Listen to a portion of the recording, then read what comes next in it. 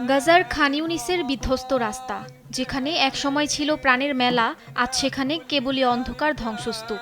তবে এই অন্ধকারের মধ্যেও বেজে উঠছে ঢোলের শব্দ। অটোমান আমল থেকে চলে আসা ঐতিহ্য মেনে সেহরিতে মানুষকে জাগিয়ে তুলছেন মুসাহারাতিরা। ৮ জনের এ ছোট দলটি গঠন করা হয়েছিল ২০২১ সালে, কিন্তু যুদ্ধের নির্মমতা কেড়ে নিয়েছে তাদের দুজন সঙ্গীকে। বাকি ৬ জন সঙ্গী নিয়ে তারা জীবনের ঝুঁকি নিয়ে নামছেন পথে।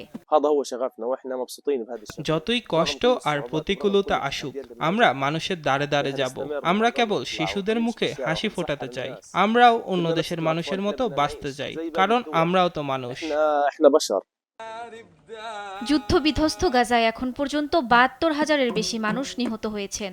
বাড়িঘর হারিয়ে মানুষ এখন বাস্তুচ্যুত।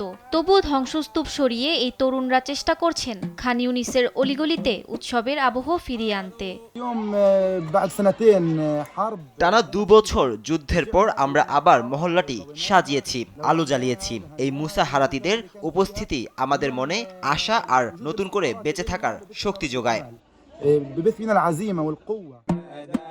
এই সুর কেবল সেহরির জন্য জাগানো নয়, বরং এই সুর টিকে থাকার লড়াইয়ের। ধ্বংসস্তূপের ওপর দিয়ে হেঁটে চলা এ তরুণরা মনে করিয়ে দিচ্ছেন, মারণাস্ত্র হয়তো দালান গুড়িয়ে দিতে পারে, কিন্তু একটি জাতির সংস্কৃতি আর আত্মবিশ্বাসকে নয়। রমজানের এই সুর গাজাবাসীর কাছে কেবল ঐতিহ্য নয়, বরং এক টুকরো মানসিক প্রশান্তি। ড্রোনের শব্দ ছাপিয়ে মুসাহারাতিদের ঢোলের এ আওয়াজই এখন খান ইউনিসের মানুষের টিকে থাকার নতুন প্রেরণা। নিউজ ডেস্ক, দেশ টিভি।